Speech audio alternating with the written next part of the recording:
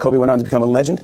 5 NBA titles, 2 Olympic gold medals, 18 All-Star appearances, one of the most brilliant and most respected players in NBA history. Kobe was my dear friend. He was like a little brother. Everyone always wanted to talk about the comparisons between he and I. I just wanted to talk about Kobe.